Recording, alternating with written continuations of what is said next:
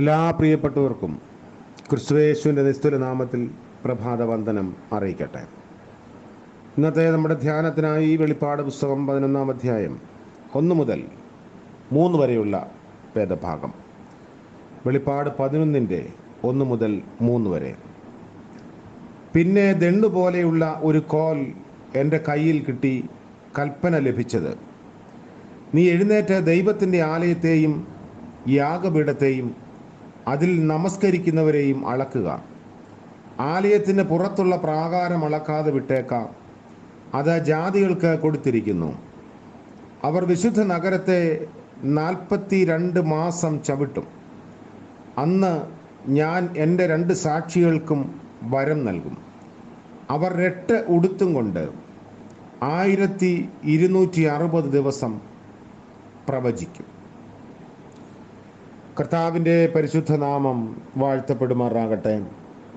സാധ്യതകളുടെ മറ്റൊരു പ്രഭാതം ദൈവം തമ്പുരാൻ നമുക്ക് ദാനമായി നൽകിയിരിക്കുന്നുവല്ലോ. വെളിപ്പാട് പുസ്തകം 11-ാം അധ്യായം. ദൈവം ഭൂമിയെ വീണ്ടെടുത്ത് തൻ്റെ ഭരണം സ്ഥാപിക്കുന്നതിന് ഉപയോഗിക്കുന്ന മാർഗമായ പ്രവാചകന്മാരുടെയും രക്തസാക്ഷികളുടെയും ക്രൂശിക്കപ്പെട്ട ക്രിസ്തുവിൻ്റെയും സാക്ഷ്യത്തെക്കുറിച്ച് കൂടുതൽ പ്രതിപാദിക്കുന്ന വേദഭാഗമാണ്. 11-ാം അധ്യായത്തിൻ്റെ 1 മുതൽ 3 വരെയുള്ള ഭാഗം നമ്മൾ വായിക്കുന്നു. അവിടെ അളവിൻ്റെ ജോലി, യെഹെസ്കേൽ പ്രവാചകന്റെ പുസ്തകം 40-ാം അധ്യായത്തിൻ്റെ 3 മുതലുള്ള ഭാഗത്ത് ഇതിനെക്കുറിച്ച് പരാമർശമുണ്ട്. പക്ഷേ അത് നിർമ്മിക്കാൻ വേണ്ടിയുള്ള ഒരളവാണ്, ഇടിച്ച് നശിപ്പിച്ച് കളയാനുള്ളതല്ല. ഇവിടെ ദേവാലയത്തിൽ ദൈവത്തെ ആരാധിക്കുന്നവരെയും വിശുദ്ധ നഗരത്തെ തന്നെയും നശിപ്പിക്കാനായി ശത്രുക്കൾ വളഞ്ഞിരിക്കുകയാണ്. റോമാക്കാർ യെരുശലേമിനെ ഉപരോധിച്ച കാലം മുതൽ പഴയ എരിവുകാർക്കുണ്ടായിരുന്ന, അതായത് സിലോട്സ്, അവർക്കുണ്ടായിരുന്ന ദേവാലയത്തിലെ വിശുദ്ധ സ്ഥലമെങ്കിലും അത്ഭുതകരമായി രക്ഷിക്കപ്പെടും എന്ന വെളിപ്പാട് പ്രത്യാശയാണ് ഈ ഭാഗം സൂചിപ്പിക്കുന്നത്. AD 70 തകർന്ന് തരിപ്പണം ആയിപ്പോയ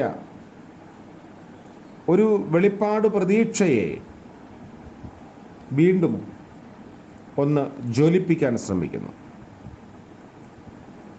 പീഡനത്തിൻ്റെ കാലത്ത് സഭയ്ക്കുള്ളിൽ ആന്തരികമായ സംരക്ഷണം ലഭിക്കും എന്ന് പറയാനാവും യോഹന്നാൻ ഈ പ്രതീകം ഉപയോഗിച്ചത്. എങ്ങനെയായാലും ദാനിയേൽ പ്രവാചകന്റെ പുസ്തകം 7-ാം അധ്യായത്തിലും 12-ാം അധ്യായത്തിലും ഒക്കെ സൂചിപ്പിക്കുന്നത് പോലെ 42 മാസക്കാലം, അതായത് അന്ത്യോക്കസ് എപ്പിഫാനസിൻ്റെ കാലത്തെ പീഡനം സൂചിപ്പിക്കുന്ന ഒരു കാലയളവ് ഈ നമ്മൾ വായിച്ച വേദഭാഗത്ത് 3-ാം വാക്യത്തിൽ നമ്മൾ കാണുന്നു. 12-ാം അധ്യായത്തിൻ്റെ 6-ാം വാക്യത്തിലും 1260 ദിവസം കാണുന്നത് ഇതിന് തുല്യമാണ്. നീണ്ടു നിൽക്കുന്ന കഠിന വേദനയുടെ കാലത്തെക്കുറിച്ചാണ് പ്രതിപാദ്യം. ഈ പ്രതീകകാല സംഖ്യ എത്ര നീണ്ടതായാലും പരിമിതമാണ്. 3.5 വർഷം മാത്രം. ഇതിന് ഒരന്ത്യമുണ്ട്. അത് കാലത്തിൻ്റെ സമ്പൂർണതയല്ല. അപ്പോൾ ഒരു പീഡനത്തിന് ഒരു നിശ്ചിത കാലയളവുണ്ട്. അതുകൊണ്ട് എല്ലാം സംഭവിച്ചു തീരുന്നു, എല്ലാം നശിക്കുന്നു എന്ന് ഒരിക്കലും കരുതരുത് എന്ന ശക്തമായ ആഹ്വാനം സഭയ്ക്ക് നൽകാനാണ് ഈ വേദഭാഗം ഉപയോഗിക്കുന്നത്. കാഹളങ്ങളിൽ വെച്ച ഏറ്റവും അവസാനത്തെയും ശ്രദ്ധേയമായ ഒരു കാര്യമാണ് ഇവിടെ സംഭവിക്കുന്നത്. 2 സാക്ഷികൾ സംസാരിച്ച ശേഷം അവരുടെ സ്വാധീനത്തിൻ്റെ വ്യാപ്തി വിളിച്ചു പറഞ്ഞ ശേഷമാണ് ഈ കാഹളം ഊതുന്നത്.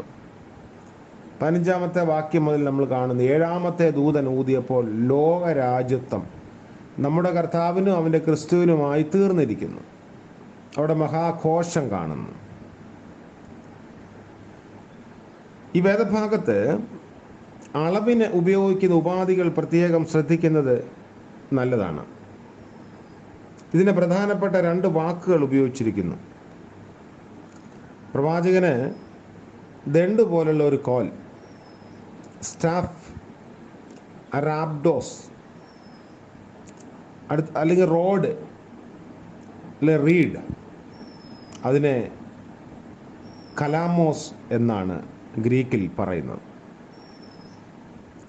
ശക്തരായ പ്രതിയോഗികളുടെ ആക്രമണത്തിന് കീഴിൽ ദൈവജനത്തിൻ്റെ സാക്ഷ്യത്തിന് എന്തുമാത്രം സാധ്യതയുണ്ടെന്ന് പ്രവാചകൻ അളന്നറിയണം.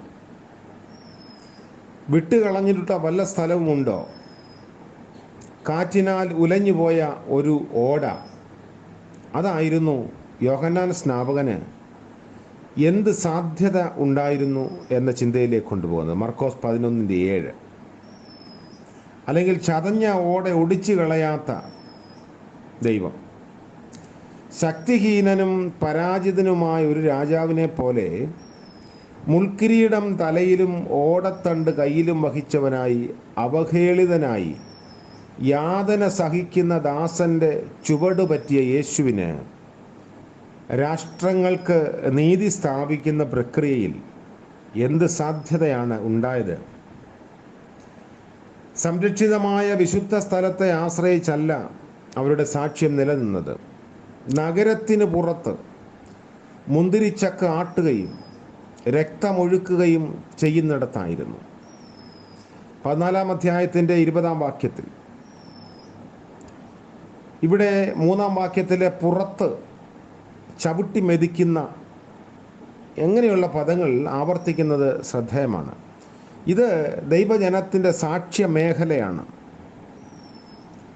തകർച്ചയുടെ സാധ്യതയെ കുറിക്കുന്ന ഈ കോൽ ശക്തിയുടെയും ഭരണത്തിൻ്റെയും പ്രതീകമായ ദണ്ട് പോലെയാണ്.